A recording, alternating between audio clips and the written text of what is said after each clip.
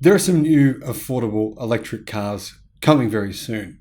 This unfortunately isn't one of them, but it will be here next year. This new Volkswagen electric car is probably going to be Volkswagen's best-selling electric car anywhere in the world. And there's two good reasons for that. Hello, my friends. Welcome to the channel. I'm the Electric Viking. Great to see you. Welcome to all the new subscribers. Welcome back, everyone else. Thank you for tuning in. Thank you for supporting the channel. And this is really about electrification, not just of cars, of transport, skateboards. You want to see my skateboard video, check that out. I'll put a link in the description below, of bikes, of everything. And it's also about renewable energy. What are we using to power our electric mobility? Well, believe it or not, every single month, the percentage of the world's mobility that are being charged by renewable energy increases and goes up. So don't listen to the naysayers. Don't listen to those people saying it can't be done, nuclear is the only way, or some other nonsense like that. It's all just bogus. They make up their own numbers to support their agenda. Anyway, the point here is electric cars are becoming cheaper. One of the key reasons to that is because companies are beginning to focus on them more. Companies are actually finally realizing the blatantly obvious, which is the more you make of one model, the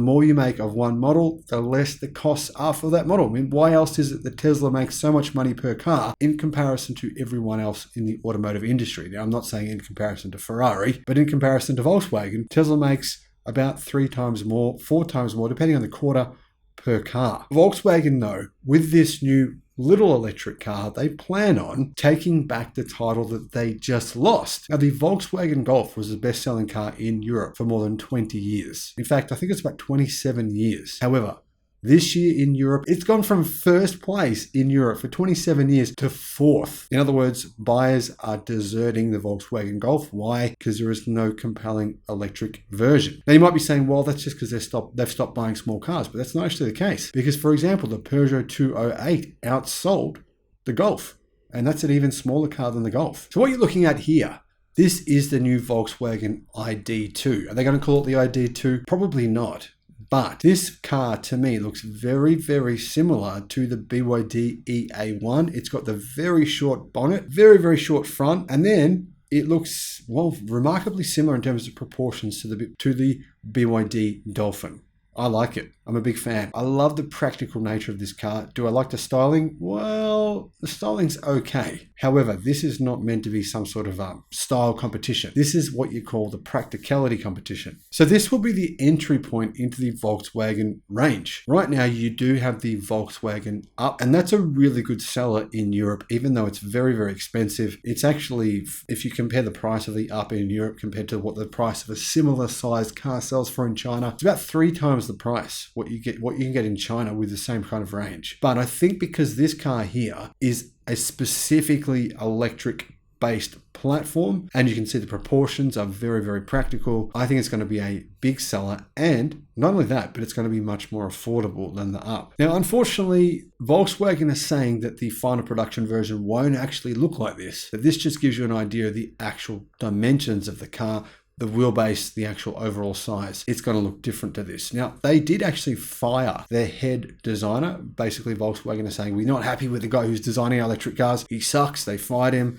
They brought someone else in. Now, I personally think, well, maybe they've got a point. Their EVs are not particularly great looking. But then again, some people do like them. Now, one of the things I noticed about this car is the charging port is located in a different position to the ID.3. It's forward near the front fenders, near the front of the car, whereas on the ID.3, it's near the back of the car. Now, I think it makes sense to have it at the front because, well, that's where all the electrical stuff is located. So the new Volkswagen ID.2 is going to look nothing like the original ID Life concept from 2021. Unfortunately, that was just a concept. Volkswagen have decided to redesign it. They're going to do something entirely different. And the new design direction will be signed off by ex-Bentley designer Andreas Mint, who recently took over the chief design role at Volkswagen, replacing Johannes Kaban, who was, well, he wasn't technically fired, but he was repositioned in the workforce. He was demoted. Now, according to insider sources, car scoops say the exterior will be inspired by the 4th generation Volkswagen Golf, and there will be a GDI version. They're going to have a hot hatch version. If you're a hot hatch fan, that might appeal to you, although most hot hatch fans are, dyed-in-the-wool petrol lovers, gasoline lovers. I don't really understand it, but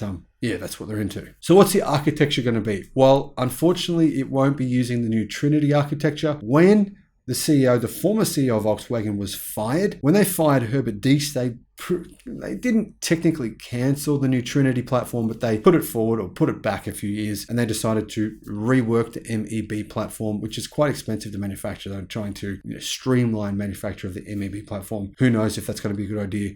We'll see. What are your thoughts? Let me know if you think that's a good idea. Now, there's one good thing about this car. Volkswagen say they will use a lithium iron phosphate battery. This will be the first time Volkswagen will have offered a lithium iron phosphate battery in the West, outside of China, to anyone. There you go. That's your first reason for why this car will be more affordable. Lithium iron phosphate battery technology. That should significantly lower the cost for Volkswagen and also the end consumer. Now, this same platform they're making this car on, it's going to be used for the Cupra Urban Rebel and another electric car from the Skoda group. 3 mechanically related EVs will be all produced at the same exact factory in Spain.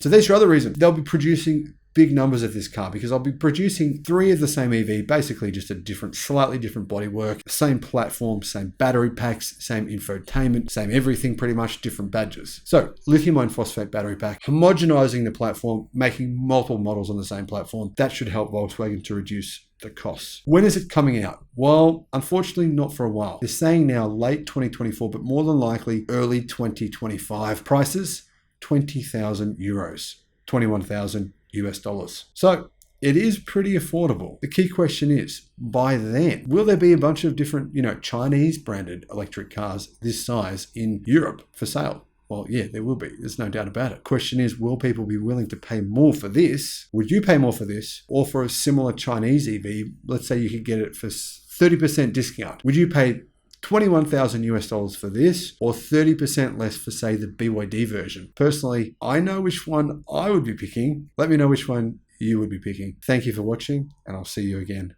Bye-bye.